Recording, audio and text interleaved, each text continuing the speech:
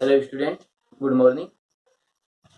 ये last class में जो डिस्कस किया वो मिनरल साल्ट जो थे या कहें कि मिनरल न्यूट्रिएंट्स थे। कौन कौन से न्यूट्रिएंट या इसेंशियल जो न्यूट्रिएंट्स थे, जो 17 एलिमेंट्स थे जिनके बारे में हमने डिस्कस किया कि ये जो एलिमेंट्स हैं ये प्लांट के अंदर किस यूज के हैं, इनकी डेफिशिएंसी होती है तो क्या डेफिशिएंसी सिम्टम्स या करेक्टर हमें शो होते हैं। तो इस प्रकार से ये था। अब ये आता है कि ये जो मिनरल है, न्यूट्रिएंट्स हैं, इनको प्लांट किस प्रकार से एब्जॉर्ब करता है, या कहें कि एनवायरनमेंट जो रहता है प्लांट का, जो आउटर एटमॉस्फेयर का जो पार्ट रहेगा, आउटर जो भी पार्ट है, उस आउटर पार्ट से या एनवायरनमेंट से या सोयल से इन साल्ट का या कहें कि इन मिनरल न्यूट्रिएंट्स का एब्जॉर्प्शन किन मेथड से करते हैं। तो ये जो मेथड्स होते हैं तो हम ये कहें mechanism of absorption of mineral salt. Mineral salt हैं, इनके एब्जॉर्प्शन की मैकेनिज्म। तो यहाँ पर देखिए जो मिनरल साल्ट हैं, यदि इनकी बात करें तो फर्स्ट में ये माना गया कि मिनरल साल्ट जो रहते हैं इनका एब्जॉर्प्शन वाटर के साथ ही हो जाता है। जैसे वाटर का एब्जॉर्प्शन होता है, उस वाटर एब्जॉर्प्शन के साथ ही एक सॉल्यूशन के रूप में मिनरल साल्ट का भी एब्जॉर्प्शन हो जाता है। और इस प्रकार के एब्जॉर्प्शन में हम ये कहें कि कंसंट्रेशन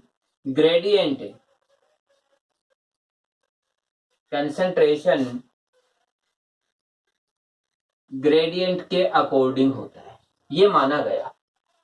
फर्स्ट में माना गया ऐसा कि कंसंट्रेशन ग्रेडियंट के अकॉर्डिंग मिनरल साल्ट का एब्जॉर्प्शन वाटर के एब्जॉर्प्शन के साथ ही हो जाता है, या कहीं mineral salt and water both जो पार्टिकल्स हैं इनका, या कहीं बोथ जो सबस्टेंस हैं इनका एब्जॉर्प्शन साथ साथ होता है। इसके बाद में जैसे ही ये देखा गया कि जो वाटर जो मॉलिक्यूल्स रहते हैं इनका एब्जॉर्प्शन जो रूट का पार्ट था, इस रूट के पार्ट में जो रूट हेयर पार्ट था, ये इस रूट हेयर पार्ट से एब्जॉर्प्शन होता है H2O का। इस पार्ट के आगे हम बात करें तो ये पार्ट था एलोंगेशन पार्ट।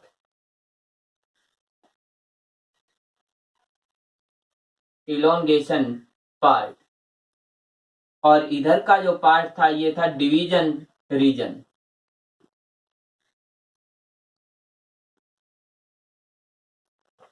Division reason. और इसके ठीक आगे साइड में जो रूट कैप था। तो मिनरल साल्ट का एब्जॉर्प्शन इन पार्ट से होता है, इलोंगेशन पार्ट से एंड डिवीजन पार्ट से, न कि रूट हेयर पार्ट से। इसका मतलब ये हुआ कि वाटर मॉलिक्यूल्स का एब्जॉर्प्शन एक सेपरेट मेथड है एंड मिनरल साल्ट का एब्जॉर्प्शन एक अदर और सेपरेट मेथड है। तो इस प्रकार से ये पता चला कि हमें इस तरीके से होता है। इसके बाद अदर तो देखिए कि कुछ साल्ट, जैसे यहां पर बात करें कि कंसंट्रेट है, यानी कोई भी साल्ट है उसकी कंसंट्रेशन ये देखा गया कि रूट के अंदर अधिक है, और इसका आउटर जो पार्ट स्पेस जो रहता है इसके अंदर उसकी कंसंट्रेशन लो कंसंट्रेशन है, और इधर हाई कंसंट्रेशन है। तो ये हाई कंसंट्रेशन एंड ये लो कंसंट्रेशन दो पार्ट हुए। यदि हम बात करें कि जो लो कंसंट्रेशन है इधर हाई, तो जो साल्ट रहते वो प्लांट से आउटर साइड में आने चाहिए यदि कंसंट्रेशन ग्रेडियंट के अकॉर्डिंग एब्जॉर्प्शन है तो। लेकिन ये पाया गया कि लो कंसंट्रेशन से हाई कंसंट्रेशन की ओर भी साल्ट का एब्जॉर्प्शन हुआ, और इस प्रकार का एब्जॉर्प्शन होता है तो इस समय एनर्जी की भी रिक्वायरमेंट हुई। फिर इसके बाद जो मिनरल साल्ट के एब्जॉर्प्शन के जो मेथड्स, या कहें कि जो ये हाइपोथेसिस जो प्रोड्यूस की गई, तो इनके अंदर टू टाइप्स के एब्जॉर्प्शन के मैकेनिज्म बताई गई। तो इनमें से देखिए जो मैकेनिज्म है जो टू टाइप्स के हैं, इनमें यदि हम बात करें फर्स्ट मैकेनिज्म जो होती है वो होती है पैसिव एब्जॉर्प्शन।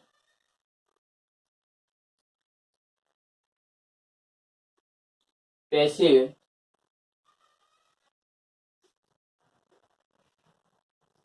एब्जॉर्प्शन, और सेकंड जो मेथड बताया गया उसको बताया गया एक्टिव।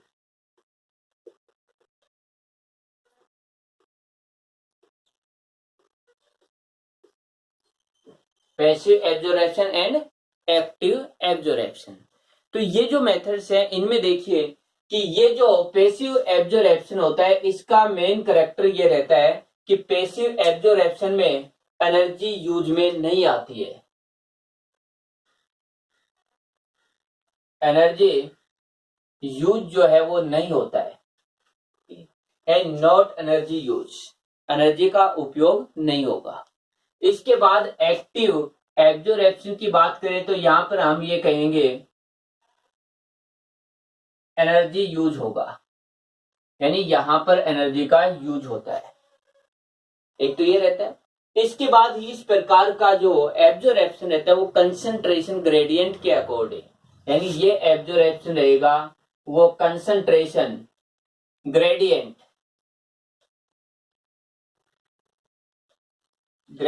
के अकॉर्डिंग, और ये जो एब्जॉर्प्शन रहता है ये होता है कंसंट्रेशन ग्रेडियंट के अपोजिट,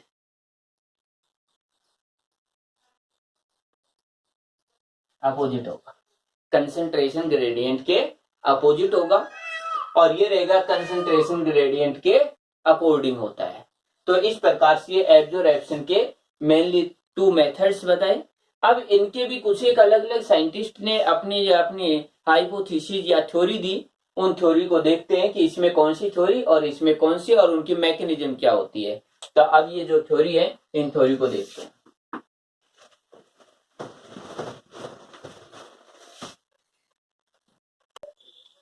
तो पैसिव एब्जॉर्प्शन, पैसिव एब्जॉर्प्शन में एक तो ये रहता है कि एनर्जी जो रहती है उसका यूज नहीं होगा, सबसे मेन पार्ट तो इसका यही है। सेकंड पार्ट ये रहता है कंसंट्रेशन ग्रेडियंट के अकॉर्डिंग, लेकिन कुछ जगह पर कंसंट्रेशन ग्रेडियंट के अकॉर्डिंग नहीं होकर अपोज भी होगा, वो इस थ्योरी के अंदर बताया गया। तो यहां पर देखिए कि इसके जो तीन हाइपोथेसिस दी गई, जिसमें से हम फर्स्ट करते हैं मास फ्लो हाइपोथेसिस। ये देखिए इस थ्योरी के अकॉर्डिंग, इससे ठीक पहले जो हमने टॉपिक पढ़े थे ट्रांसपीरेशन ऑफ वाटर, तो जो वाटर जो है या कहें कि एसेंट ऑफ सेल्स है, तो ये जो पार्ट जो हमने पढ़े थे उनमें यही था कि वाटर का एब्जॉर्प्शन होता है, एंड जो वाटर है इस वाटर का एब्जॉर्प्शन होता है। तो ये कहा गया कि वाटर एब्जॉर्प्शन के साथ साथ रूट के जो पार्ट हैं इनसे साल्ट्स का भी एब्जॉर्प्शन हो जाता है वाटर के साथ ही।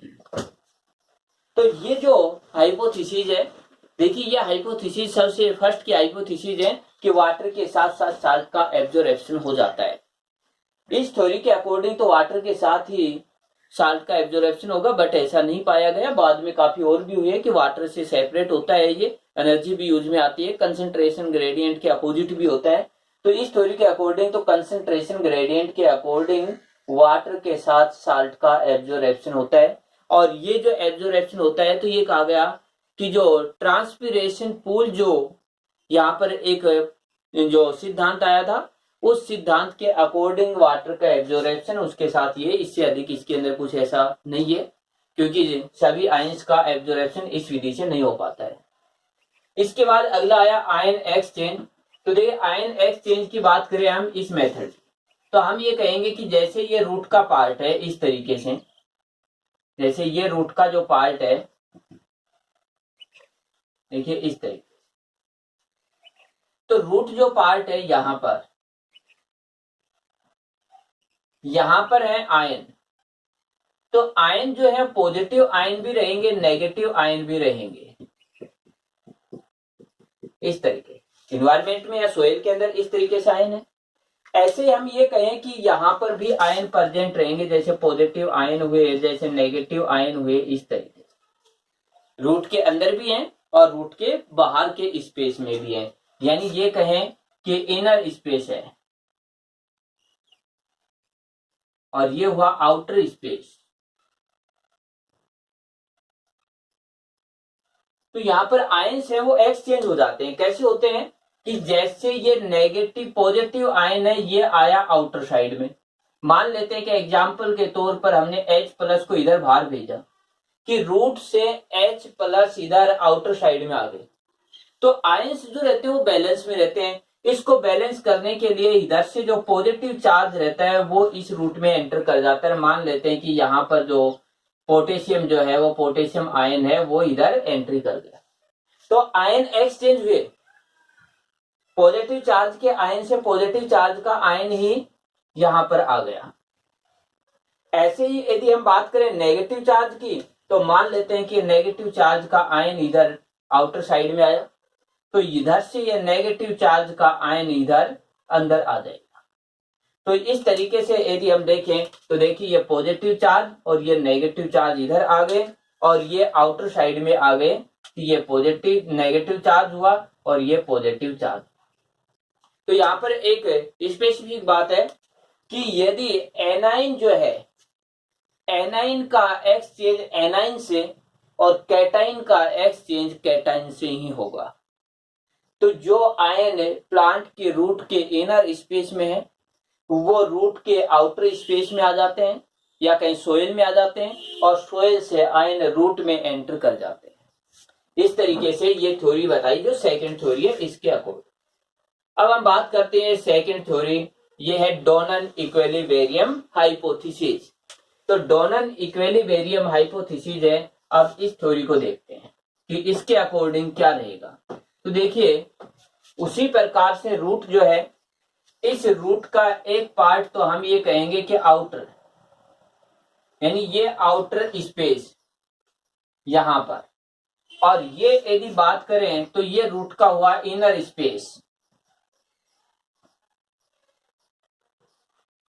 ऑफ रूट और आउटर स्पेस ऑफ रूट, ये पार्ट हुए। यदि यहां पर हम बात करें तो यहां पर देखिए कि सोयल है इस जगह पर और यहां पर साल्ट है, सोयल के अंदर साल्ट है इस जगह पर, यहां पर भी साल्ट है। रूट के इनर साइड में साल्ट है, रूट के आउटर साइड में साल्ट होंगे। देखिए एक प्लांट है, प्लांट की बॉडी के अंदर या सेल्स में साल्ट मिलेंगे, सोयल के अंदर रूट के आउटर साइड में भी मिनरल न्यूट्रिएंट है या साल्ट है। तो ये पार्ट हुए। अब जो डोनन इक्विलिब्रियम है ये कहता है कि कुछ आयन स्टेबल होते हैं, यानी इनर साइड में यदि आयंस की बात करें तो हम ये कहें स्टेबल आयन, इनर साइड में होते हैं स्टेबल आयंस। स्टेबल आयंस ऐसे आयन है जो रूट के इनर साइड से आउटर साइड में नहीं जाएंगे, यानी स्टेबल आयंस या रूट के इनर साइड से वापिस इनर साइड के अंदर रहेंगे या आउटर साइड के अंदर क्रॉस ये आयन नहीं कर पाते। तो ये होते हैं स्टेबल आयन। स्टेबल आयंस की यदि बात करें तो यहां पर मेनली यदि बात करें कि ऋण आयन होते हैं, जो एनाइन होते हैं, तो ये पार्ट हुए यहां पर एनाइंस, तो रेनाइन हो गए। ये रूट के अंदर इसी प्रकार से आउटर साइड के अंदर इसको क्रॉस नहीं कर पाएंगे, यानी आउटर साइड में पास नहीं होंगे। तो यहां पर आउटर साइड में पास नहीं होंगे तो इनर साइड में जो नेगेटिव चार्ज के आयन है वो इंक्रीज हो जाएंगे, ये इंक्रीज हो जाएंगे। कौन से? स्टेबल आयंस या कहीं एनाइन होते हैं वो ऋण आयन जो रहते हैं वो इंक्रीज हो जाएंगे। यहां पर नेगेटिव चार्ज के आयन इंक्रीज हो गए। क्यों ये इंक्रीज? क्योंकि स्टेबल आयन सेल के अंदर या फिर कहें कि रूट के अंदर आ सकते हैं, रूट से आउटर साइड में पास नहीं होंगे। इनको बैलेंस करने के लिए यहां से जो पॉजिटिव आयन होंगे, यानी इनको बैलेंस करने के लिए यहां पर जो पॉजिटिव आयन है, देखिए कि ये इंक्रीज हुए, इसका मतलब नेगेटिव आयन तो बढ़ गए लेकिन पॉजिटिव आयन है वो क्या हो गए हैं? कम हो गए हैं। तो ये जो पॉजिटिव आयन है ये बैलेंस होने के लिए अंदर आउटर साइड से इनर साइड में एंट्री कर जाएंगे पॉजिटिव आयन। और इस समय देखिए कि ये आयन एंट्री करेंगे तो एनर्जी की कोई रिक्वायरमेंट नहीं होगी, क्योंकि आयन को बैलेंस करने के लिए यानी ये जो पार्ट है ये क्यों एंट्री कर रहे हैं, आयंस को इन कहते हैं एनाइंस को बैलेंस करने के लिए इसमें एंटर कर रहे हैं। इसीलिए कहा है इक्विलिब्रियम, कि ये जो है इक्वल होने के लिए, पॉजिटिव चार्ज जितना होता है उतना नेगेटिव होता है, न्यूट्रल रहते हैं, तो इसीलिए इसको बैलेंस करने के लिए। इसके बाद ये नेगेटिव आयन है ये प्लांट में ट्रांसपोर्ट हो जाएंगे। जब ये प्लांट में ट्रांसपोर्ट हो जाएंगे तो यहाँ पर नेगेटिव आयन है, इनके यदि नेगेटिव आयन है वो ट्रांसपोर्ट हो गए यहाँ से प्लांट के दूसरे पार्ट में, आउटर साइड में नहीं आएंगे, प्लांट के अदर पार्ट्स में। तो अदर पार्ट्स में जब ये ट्रांसपोर्ट हो जाएंगे तब यहाँ पर एनाइंस की कमी हो जाएगी, इनकी कंसंट्रेशन डिक्रीज हो जाएगी। तो उस समय एनाइन भी यहां से एंटर कर जाएंगे, क्योंकि उस समय पॉजिटिव चार्ज इनर साइड में हम ये कहें कि अधिक है और ऋण चार्ज या कहें नेगेटिव चार्ज कम हुआ, क्योंकि ये ट्रांसपोर्ट हो चुका है। तो इसीलिए यहाँ पर जो ऋण चार्ज के आयन होते हैं वो भी एंट्री कर जाते हैं। तो इस प्रकार से ये बताया गया कि आयंस जो है उनमें इनर साइड में बैलेंस करने के लिए इस तरीके का होता है। लेकिन यहाँ एक कंडीशन ध्यान देना कि स्टेबल आयन होंगे तभी ये स्थिति होती है कि स्टेबल आयन आउटर साइड में नहीं जाएंगे, जिससे अंदर जो चार्ज होता है उसको बैलेंस करने के लिए आयन इनर साइड में जाते हैं। तो यहाँ पर कंसंट्रेशन ग्रेडियंट के अपोजिट भी हो जाता है एब्जॉर्प्शन, क्योंकि बैलेंस करने के लिए ऐसा होता है। पॉजिटिव नेगेटिव चार्ज बराबर इक्वल होने के लिए, बैलेंस करने के लिए कंसंट्रेशन ग्रेडियंट के अपोजिट भी चले जाते हैं, लेकिन एनर्जी का यूज नहीं होता है। तो ये मेथड थे हमारे पैसिव एब्जॉर्प्शन। अब हमारा अगला जो आता है वो है एक्टिव एब्जॉर्प्शन।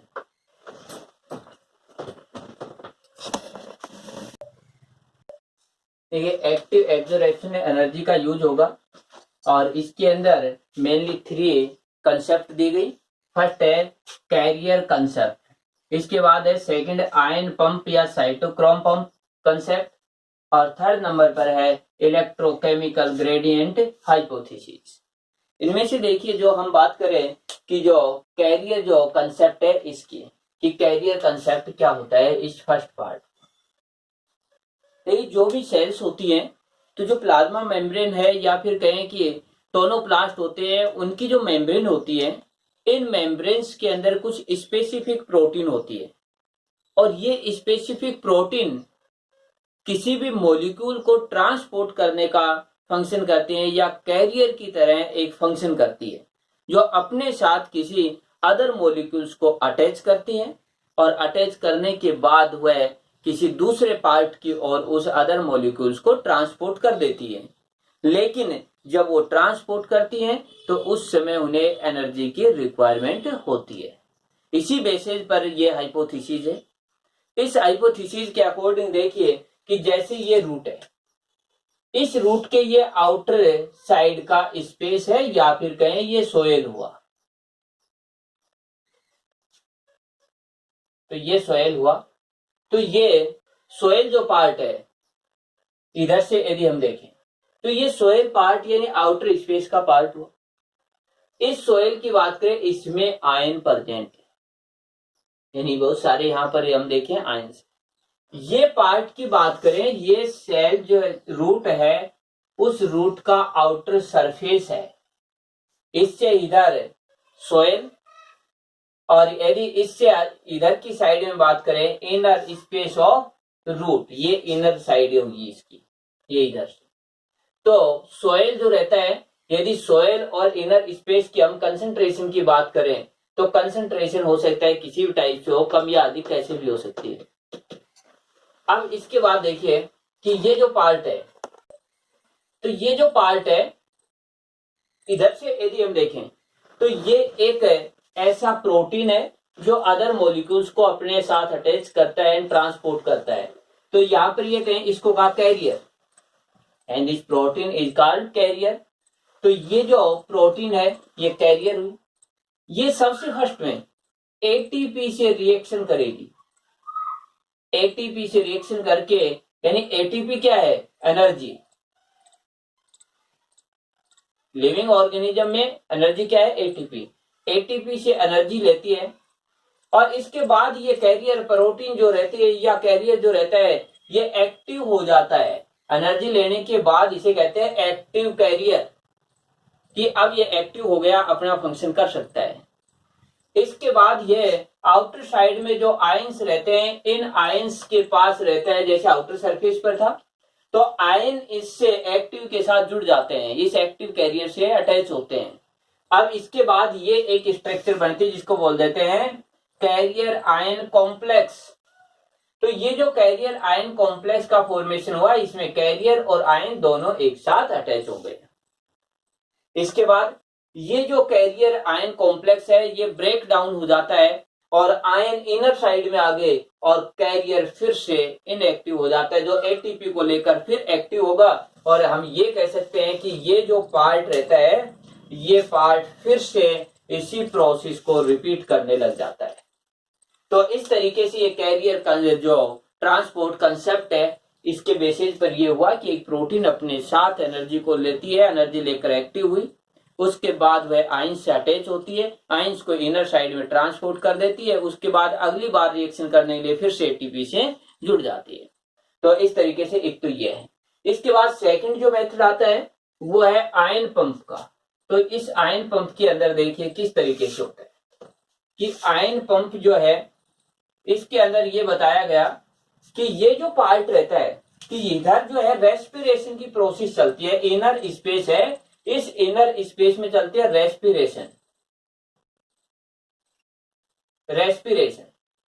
और रेस्पिरेशन में चलता है साइटोक्रोम सिस्टम,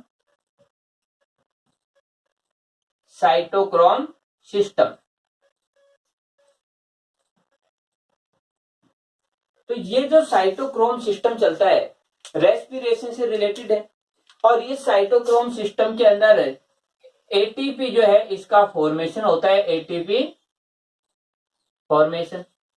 तो ये बताया गया कि आयन का एब्जॉर्प्शन इस साइटोक्रोम सिस्टम रिएक्शन के साथ साथ होता है, यानी जब ये साइटोक्रोम सिस्टम एक्टिव होता है उसी समय आयंस को भी एब्जॉर्ब किया जाता है और इस समय इस एटीपी को यूज में लिया जाता है।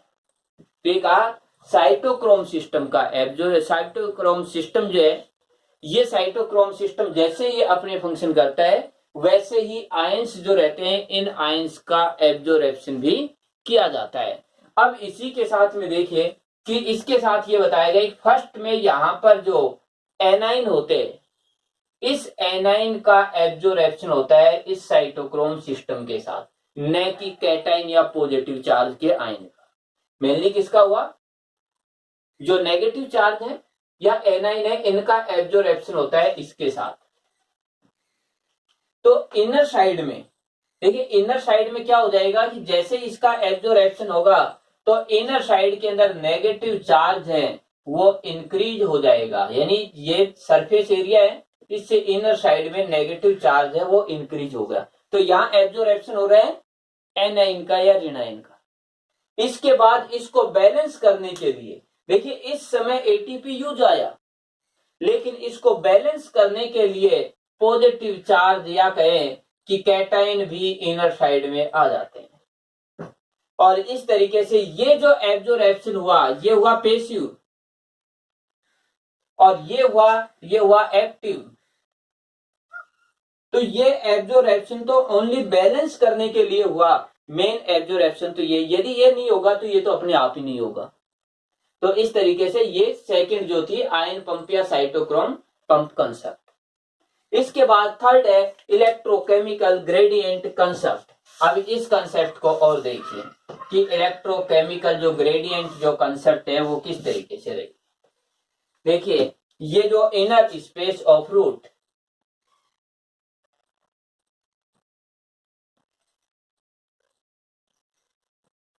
यहां पर जो सेल्स होती हैं, यदि हम बात करें यहां पर क्या है, सेल होंगी जैसे इस तरीके से, इस तरीके से ये सेल्स है। तो ये जो सेल्स होती हैं इनमें इलेक्ट्रोकेमिकल ग्रेडियंट प्रोड्यूस होती है। इसके लिए देखिए कि ये जो सेल्स होती हैं plasma membrane, in plasma membrane के अंदर एक पार्ट और भी पाया जाता है जिसको कहते हैं एटीफेज एंजाइम। या 80 फेज कॉम्प्लेक्स।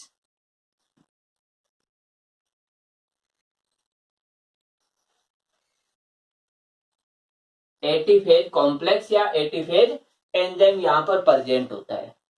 ये जो 80 फेज एंजाइम या जो कॉम्प्लेक्स है जो यहां पर बन रहा है, इसका फंक्शन रहता है एटीपी को यूज लेकर के जो कंसंट्रेशन है ग्रेडियंट प्रोड्यूस होती है उनके अकॉर्डिंग जो रहते हैं आयंस को एक्सचेंज करना। तो पहले देखिए कि इस प्रोसेस के अंदर यदि हम ये कहें कि यहां पर मेनली यदि बात करें जैसे H+ आयन जो है वो आउटर साइड में आ जाते हैं। देखिए अलग से ये थ्योरी है, H+ आयन इधर से आ गए तो इधर पॉजिटिव चार्ज है वो इंक्रीज हो गया, लेकिन ये पॉजिटिव चार्ज के मॉलिक्यूल्स यदि यहां पर कहें तो यहां पर पॉजिटिव चार्ज है वो डिक्रीज हो गया। तो इस समय इसको बैलेंस करने के लिए ये मेम्ब्रेन यदि परमिएबल नहीं होती है आयंस के लिए उस समय, तो उस समय क्या होता है जब ये परमिएबल नहीं है तब यहां पर जो 80 फेज जो आयन है, 80 फेज जो एंजाइम है, ये एंजाइम एटीपी को यूज में लेगा और एटीपी को यूज में लेकर पॉजिटिव चार्ज के जो आयन जैसे H+ के स्थान पर पोटेशियम आयन को अपने साथ जोड़ेगा और इधर इनर साइड में कर देगा। तो इधर आयंस का एब्जॉर्प्शन हो गया, लेकिन एटीपी यूज में आती है। पहले कंसंट्रेशन ग्रेडियंट प्रोड्यूस की जाती है कि जो आयंस रहते हैं वो एक साइड चले गए, अब ये इसके लिए इम्परमिएबल हो गई, ये इसको अंदर नहीं आने दे रही है, तो ये अंदर आते हैं जो 80 फेज जो चैनल रहेंगे या एंजाइम रहेंगे इनके थ्रू ही अंदर आएंगे। लेकिन इस समय एनर्जी काम में आएगी क्योंकि 80 फेज एंजाइम इनको आउटर साइड से इनर साइड में ट्रांसपोर्ट कर रहा है। तो इस प्रकार से हमारे ये जो पार्ट थे या फिर कहें कि हमारा जो ये कहें कि लेसन जो था जिसके अंदर मिनरल साल्ट था वो कंप्लीट हुआ।